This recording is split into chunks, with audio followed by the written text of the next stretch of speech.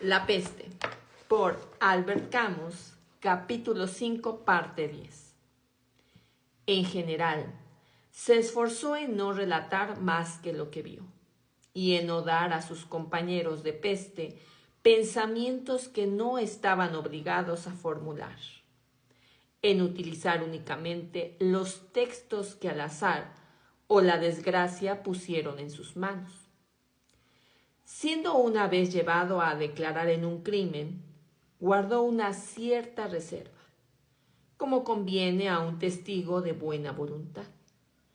Pero al mismo tiempo, según la ley de un corazón honrado, tomó deliberadamente el partido de la víctima y procuró reunir a los hombres, sus compatriotas, en torno a las únicas certidumbres que pueden tener en común y que son el amor, el sufrimiento y el exilio. Así no hubo una sola entre las 1000 angustias de sus compatriotas que no compartiera. No hubo una situación que no fuera la suya. Para ser un testigo fiel tenía que relatar los hechos, los documentos y los rumores. Pero lo que él personalmente tenía que decir, su espera y todas sus pruebas tenían que callarlo. Sí, se sirvió de ello. Fue solamente para comprender o hacer comprender a sus compatriotas y por dar una forma de la manera más precisa posible a lo que sentía confusamente la mayor parte del tiempo. A decir verdad, este esfuerzo de la razón no le costó nada. Cuando se sentía tentado de mezclar directamente sus confidencias a las 1000 voces de los contagiados, se contenía ante la idea de que no había un solo de sus sufrimientos que no fuera al mismo tiempo el de otros, y que en un mundo en que el dolor es tan frecuentemente solitario, esto es una ventaja. Indudablemente tenía que hablar por todos.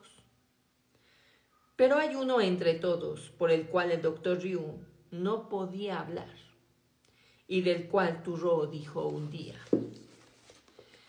su único crimen verdadero es aprobar en su corazón lo que hace morir a los niños y a los hombres. En lo demás lo comprendo, pero en eso tengo que perdonarlo. Es justo que esta crónica se termine con él, que tenía un corazón ignorante, es decir, solitario. Cuando salió de las grandes calles ruidosas al doblar por la de Grand Cottard, el doctor Ryu fue detenido por un grupo de agentes que no esperaba. El susurro lejano de la fiesta hacía que el barrio pareciera silencioso y él lo imaginaba tan desierto como mudo. Sacó su identificación. Imposible, doctor, dijo el policía. Hay un loco que está disparando a la gente, pero quédese ahí, puede ser útil. En ese momento, Ryu vio que venía Grant, quien tampoco sabía lo que pasaba. Los policías le pidieron que no pasara, añadiendo que los tiros salían de su casa. Se veía desde lo lejos la fachada dorada por la luz última de un sol frío. Alrededor de ella se recortaba un gran espacio vacío que llegaba hasta la banqueta de enfrente. En medio de la calzada se podían distinguir un sombrero y un trapo sucio. Ryu y Grant podían ver muy lejos, al otro lado de la calle, una barrera de guardias paralela que les impedía avanzar. Y detrás de ella pasaban y volvían a pasar rápidamente los vecinos del barrio. Después de mirar, descubrieron también que cubiertos por las puertas de las casas de enfrente, había agentes con un revólver en la mano. Todas las persianas de la casa de Grant estuvieron cerradas. Solo en el segundo piso, una de ellas parecía medio desprendida. El silencio invadía la calle. Se oían solamente fragmentos de música que llegaban del centro de la ciudad. De pronto, de uno de los edificios de enfrente de la casa, sonaron 2 tiros de revólver que hicieron saltar astillas de la persiana desvencijada. Después regresó nuevamente el silencio. Desde lejos y después del tumulto de aquel día, a Ryu le pareció todo aquello un poco irreal. «Es la ventana de Cotard», exclamó Grant, muy agitado, pero Cotard hace ya días que desapareció. «¿Por qué disparan?», preguntó Ryu a la gente. «Están entreteniéndolo. Van a traer un camión con el material necesario. Porque él dispara a todos los que intentan entrar por la puerta de la casa. Allá un agente herido. Pero él, ¿por qué dispara?». «No se sabe. Los agentes estaban en la calle divirtiéndose. Al primer disparo no comprendieron. Al segundo hubo gritos, un herido y huyó todo el mundo. Es un loco».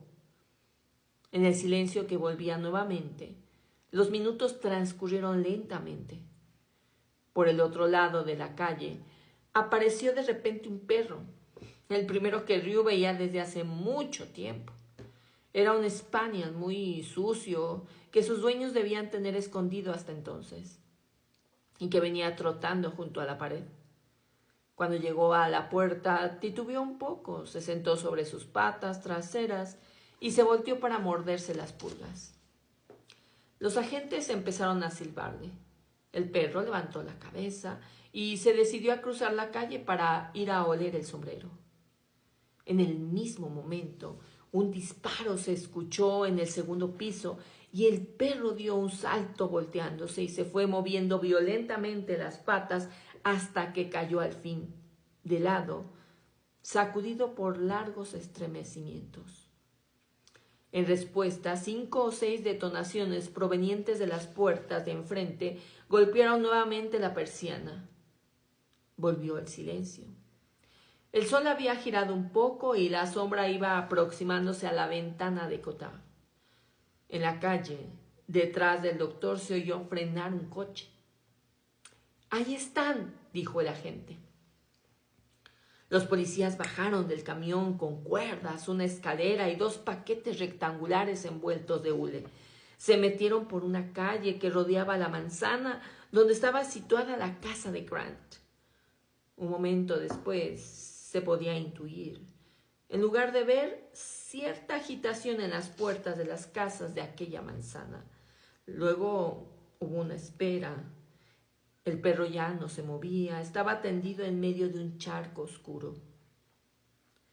De pronto, desde las ventanas de las casas ocupadas por los agentes, se desencadenó una ráfaga de ametralladora. La persiana que servía de blanco se deshojó literalmente y dejó al descubierto una superficie negra en la que tanto Ryu como Grant no podían distinguir nada.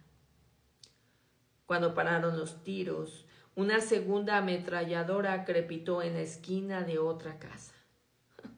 Sin duda, las balas entraban por el hueco de la ventana, porque una de ellas hizo que saltara un pedazo de ladrillo. En el mismo momento, 3 agentes atravesaron corriendo la calzada y desaparecieron en el portal del recinto. Detrás de ellos entraron rápidamente otros 3 y la ráfaga de la ametralladora cesó. Se oyeron detonaciones dentro de la casa. Después un murmullo fue creciendo y se vio salir de la casa, llevando en vilo más arrastrado a un hombre pequeño medio vestido que gritaba sin cesar. Como por un milagro, todas las persianas cerradas de la calle se abrieron y las ventanas se llenaron de curiosos, mientras que una multitud de personas salía de las casas y se amontonaban detrás de las barreras. En un momento, se vio al hombre pequeño en medio de la calzada, con los pies al fin en el suelo y los brazos sujetos atrás por los agentes. Seguía gritando. Un agente se le acercó y le pegó con toda fuerza de sus puños 2 veces pausadamente, con una especie de esmero. «¡Es Cotard!», balbuceó Grant. Se volvió loco. Cotard cayó. Se vio